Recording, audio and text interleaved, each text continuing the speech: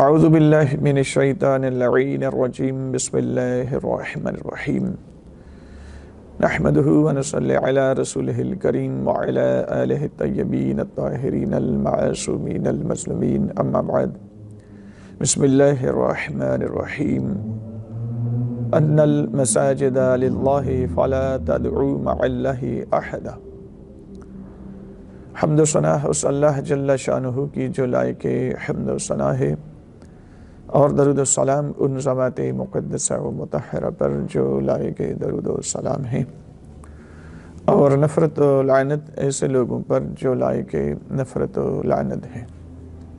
مومنین کرام، سورہ مبارکہ الجن کی آیت نمبر 18 تلاوت کرنے کی سعادت حاصل کی گئی ہے، جس میں اللہ رب العزت فرما رہا ہے کہ مساجد اللہ کے لیے ہیں، فَلَا تَدْعُوا مَعَ اللَّهِ أَحَدًا، اور اللہ کے ساتھ کسی اور کو شریک نہ کرو، نہ بلاؤ۔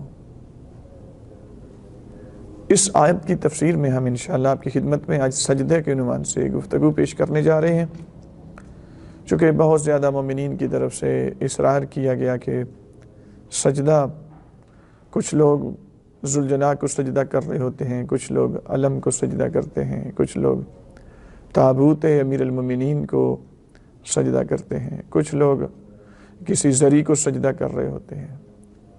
تو یہ سجدہ جائز ہے یا ناجائز ہے؟ اور اس سلسلے میں جو لوگ سجدہ کرتے ہیں وہ حوالہ دو آیات کا دیتے ہیں۔ ایک حضرت آدم علیہ السلام کا کہ ملائکہ کو حکم ہوا تھا سجدہ کا، ایک حضرت یوسف علیہ السلام کا کہ انہوں نے خواب بیان کیا کہ میں نے دیکھا ہے کہ ستارے اور چاند سورج مجھے سجدہ کر رہے ہیں۔ تو اس حوالے سے حضرت یعقوب علیہ السلام اور ان کے بیٹوں نے حضرت یوسف علیہ السلام کو سجدہ کیا۔ تو جب یوسف علیہ السلام کو ممکن ہو سکتا ہے اور سرکار آدم علیہ السلام کو ہو سکتا ہے، تو یہ تو فخر یوسف ہیں، امیر المومنین، نبی اکرم یا مظلوم سرکار سید الشہداء جناب سیدہ، تو یہاں کیا وجہ ہے کہ کیوں نہیں ہو سکتا؟ تو سب سے پہلے آپ کی خدمت میں ہم یہ عرض کرنا چاہتے ہیں کہ سجدہ دو طرز کا ہوتا ہے، ایک سجدہ تعبیدی ہے، ایک سجدہ تعظیمی ہے۔ سجدہ تعبیدی وہ سجدہ ہے کہ جس میں کسی کو معبود سمجھ کر سجدہ کیا جائے، یعنی عبادت والا سجدہ، یہ سجدہ تعبیدی ہے۔ یہ سجدہ اللہ کے علاوہ کسی اور کے لیے نہیں ہے، چونکہ جب عبادت اللہ کے لیے ہے تو یہ سجدہ بھی اللہ کے لیے ہے، سجدہ تعبیدی۔ پیچھے رہ گیا سجدہ تعظیمی۔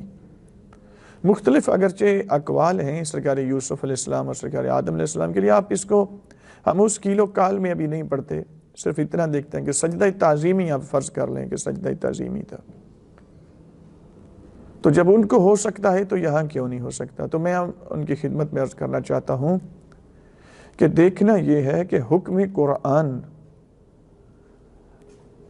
آیا باقی ہے یا منسوخ ہو چکا ہے، کیونکہ اگر منسوخ ہو چکا ہو تو پھر آپ اس پہ عمل نہیں کر سکتے۔ لہذا اب یہ تو ایک دعویٰ ہے کہ منسوخ ہو چکا ہے، تو اس دعویٰ پر دلیل کیا ہے؟ تو میں آپ کی خدمت میں ایک آیت میں نے ابتداءً سورہ مبارکہ الجن کی آیت نمبر 18 تلاوت کرنے کی سعادت حاصل کی ہے۔ اس آیت میں اللہ رب العزت فرماتا ہے وَأَنَّ الْمَسَاجِدَ لِلَّهِ فَلَا تَدْعُوا مَعَ اللَّهِ أَحَدًا، کہ مساجد اللہ کے لیے ہیں اور اللہ کے ساتھ کسی اور کو نہ بلاؤ۔ یہ آیت ہے سورہ مبارکہ الجن کی۔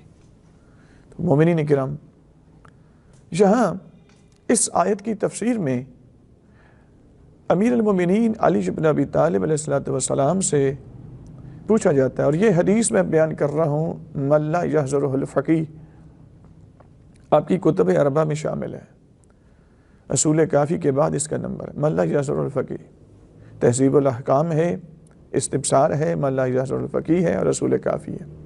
ان کتب اربعہ میں یہ آپ کی حدیث کی کتاب ہے، اس کے اندر یہ حدیث ہے کہ امیر المومنین سے پوچھا گیا کہ یا امیر المومنین، یہ جو اللہ قرآن میں کہہ رہا ہے ان المساجد للہ فلا تدعوا مع اللہ احدا. مساجد سے یہاں پہ مراد کیا ہے؟ آیا یہ عمارتیں مراد ہیں، مسجدیں مراد ہیں، یا کچھ اور ہے؟ تو امیر المومنین نے اس حدیث میں ملا یزر الفقی میں فرماتے ہیں یہ وہ اعضاء ہیں، 7 اعضائے سجدہ ہیں جن پر نماز کے دوران سجدہ کرنا، جن کو زمین پر لگانا واجب ہوتا ہے. یعنی ایک پیشانی ہے، 2 ہاتھ ہے، گھٹنے ہیں اور 2 انگوٹھے ہیں آپ کے. یہ 7 اعضائے سجدہ کو مساجد کہا گیا کہ یہ جو اعضائے سجدہ ہیں یہ اللہ کے لیے مختص ہیں، اس میں کسی اور کا کوئی اختیار نہیں ہے، یہ اللہ کے ساتھ مختص. ایک تو تفسیر صافی میں صفحہ نمبر 515 میں یہی روایت منقول ہے. اب اسی طرح اسی آیت کی تفسیر میں اصول کافی میں بھی امام جعفر صادق علیہ السلام سے ان تقریباً یہی الفاظ ہیں، وہاں بھی موجود ہے کہ مساجد سے مراد اعضائے سجدہ ہیں جن کو سجدہ کے دوران نماز پڑھے نا تو 7 اعضائے سجدہ کو نیچے لگانا واجب ہوتا ہے. یہاں پہ مراد ان المساجد للہ، اللہ نے اپنے نام کے ساتھ لام ملک لگائی ہے. آپ غور کریں ذرا، اللہ نے فدق مال فی جو تھا اس کی ملکیت کا اعلان کیا تو کہا ما افا اللہ علی رسولہ من اہل القرى. اللہ نے جو اہل قرآن سے، یہودیوں سے اپنے رسول کو مال فی دیا، یہ کس کی ملک ہے؟ فَلِلَّهِ وَلِلرَّسُولِ وَلِذِي الْقُرْبَى. یہ اللہ کی ملک ہے، رسول اللہ کی ملک ہے، ذوی القربہ کی ملک ہے. سامعین گرامی، جب مال فی کی ملکیت بتائی تو اپنا نام لیا، رسول اللہ کی لیا، ذوی القربہ اہل بیت کا لیا. خمس کی ملکیت بتائی وَعَلَمُوا أَنَّمَا غَنِمْتُم مِّن شَيْءٍ فَأَنَّ لِلَّهِ خُمُسَهُ وَلِلرَّسُولِ وَلِذِي الْقُرْبَى. جو بھی تمہیں چیز ملے اس کا 5واں حصہ، اس کا خمس اللہ کی ملک ہے، رسول اللہ کی ملک ہے، ذوی القربہ کی ملک ہے. یعنی خمس اموال خمس ہوں تو مالک یہ 3 ہستیاں ہیں، اموال فی ہوں مالک یہ 3 ہستیاں ہیں. لیکن جب اعضائے سجدہ کی بات آتی ہے تو پروردگار وہاں پہ ان المساجد للہ وللرسول ولذی القربى یہ نہیں کہہ رہا، بلکہ کیا فرماتا ہے؟ ان المساجد للہ فلا تدعوا مع اللہ احدا. یہ جو اعضائے سجدہ ہیں یہ صرف اللہ کے لیے ہیں، کسی اور کے لیے نہیں. اللہ نے مسئلہ حل کر دیا کہ اعضائے سجدہ پیشانی، 2 ہاتھ، گھٹنے اور انگوٹھے یہ اللہ کے ساتھ مختص ہے، اس میں کوئی اور شامل نہیں ہو سکتا. اگر یہاں پہ کوئی اور ہوتا تو سجدہ ادھر بھی ہو جاتا، یعنی اس طرح سے ہو جاتا ان المساجد للہ وللرسول ولذی القربى، تو پھر تو ممکن تھا. لیکن اللہ رب العزت نے یہاں پر یہ نہیں کیا. فدق میں برابر اس کو وہی لام جو اپنے لیے لگائی وہی ان کے لیے، خمس کی ملکیت کے لیے جو لام اپنے لیے وہی ان کے لیے. لیکن جب اعضائے سجدہ کی بات آتی ہے تو یہاں پروردگار عالم صرف اپنے لیے کر کے آگے فرماتا ہے فَلَا تَدْعُوا مَعَ اللَّهِ أَحَدًا. یہ اعضائے سجدہ صرف اللہ کے ساتھ مختص ہے، اللہ کی ملک ہے. اب یہاں پہ تفسیر عیاشی میں امام علی نقی علیہ السلام سے بھی یہی حدیث جو میں پیچھے بیان کر چکا ہوں وہ حدیث بھی مروی ہے، اور شیخ بہائی نے یہ حدیث نقل کی ہے. ایک معتصم عباسی جو ہے اس نے سوال کیا امام رضا علیہ السلام سے کہ اور اسی آیت کا مطلب پوچھا کہ جو اللہ رب العزت فرماتا ہے ان المساجد للہ فلا تدعوا مع اللہ احدا، اس آیت کا مطلب کیا ہے؟ تو امام رضا علیہ السلام فرماتے ہیں کہ یہ جو اعضائے سجدہ ہیں یہ مراد ہیں ان المساجد للہ، یہ اللہ کی ملک ہے، اللہ کے ساتھ مختص ہیں. فلا تدعوا مع اللہ احدا، اس کا مطلب یہ ہے فلا تشرکوا معہ غیرہ فی سجودکم علیہا، کہ فرماتے ہیں فلا تدعوا مع اللہ احدا کا مطلب یہ ہے کہ یہ جو اعضائے سجدہ ہیں ان میں اللہ کے علاوہ اللہ کے غیر کو شریک نہ کرو جب تم ان پر سجدہ کر رہے ہوتے ہو. یعنی مطلب کیا ہے؟ جب آپ پیشانی دونوں ہاتھ یہ اللہ کے ساتھ مختص ہیں، کسی اور کے لیے کرو گے تو یہ شرک ہو جائے گا۔ امام موسیٰ کاظم علیہ السلام سے بھی اسی طرح کی روایت، بلکہ اس سے تھوڑی سی مختلف ہے لیکن مطلب یہی بنتا ہے کہ جب ایک شخص نے چوری کی اور اس کو پکڑا گیا اور پکڑ کر مامون ہارون الرشید کے دربار میں بلایا گیا کہ اس نے چوری کی ہے، اس کے ہاتھ کاٹے جائیں، تو اس کے ہاتھ کٹنے کی نوبت آئی تو اس نے مفتیان سے، مختلف مسالک کے علماء سے رجوع کیا۔ انہوں نے کہا کہ ہاتھ کو یہاں سے کاٹا جائے۔ جتنی فقہ تھی سب علماء نے تقریباً۔ امام موسیٰ کاظم علیہ السلام کو جب طلب کیا گیا، امام تشریف فرما ہوئے، امام سے یہی مسئلہ پوچھا گیا۔ امام نے فرمایا یہاں سے نہیں کاٹنا، یہاں سے کاٹنا۔ اب اس نے سوال کیا کہ ابن رسول اللہ، سارے علماء یہ کہہ رہے ہیں، آپ یہ کہہ رہے ہیں، کوئی دلیل اس کے پیچھے کیا ہے؟ فرماتے ہیں کہ یہ اللہ رب العزت قرآن میں سورہ مبارکہ الجن اس کی آیت نمبر 18 میں یہ اعلان کر چکا ہے کہ وَأَنَّ الْمَسَاجِدَ لِلَّهِ فَلَا تَدْعُوا مَعَ اللَّهِ أَحَدًا، کہ یہ جو مساجد ہیں اللہ کے لیے، یعنی یہ جو اعضائے سجدہ ہیں یہ اللہ کے لیے ہے، اس میں کسی اور کا بھی اختیار نہیں ہے۔ اگر آپ یہاں سے کاٹ دیں تو یہ اللہ کی ملک میں آپ ہاتھ ڈالیں گے، لہذا اگر یہاں پہ کٹیں گے اعضائے عضو سجدہ باقی رہے گا، جو اللہ کے ساتھ مختص ہے وہ باقی، اس میں دہالت بھی نہیں ہوگی اور حکم شریعت پر عمل بھی ہوگا۔ لہذا یہاں اعضائے سجدہ سے مراد یہ کہ یہ ہے اور ہاتھ اس کو آپ کاٹیں، یہ نہیں کاٹیں گے۔ اعضائے سجدہ یہ مراد، مطلب بتانے کا مقصد یہ ہے کہ یہ جو اعضائے سجدہ ہیں یہ اللہ کے ساتھ، اس آیت نے ان آیات کے حکم کو منسوخ کر دیا ہوا ہے۔ اب جو سجدہ تعظیمی ہے وہ بھی منسوخ ہو چکا ہے۔ مثلا حدیث ہے، نبی اکرم کے پاس ایک شخص آیا، اعرابی آیا، اس نے ایک سوسمار اٹھائی ہوئی تھی۔ اس نے کہا کہ اے عبداللہ کے بیٹے، میں آپ کو نبی مان لیتا ہوں اگر یہ جو سوسمار ہے یہ بول کر آپ کی نبوت کی گواہی دے۔ تو فرمایا یہ کون سی مشکل ہے؟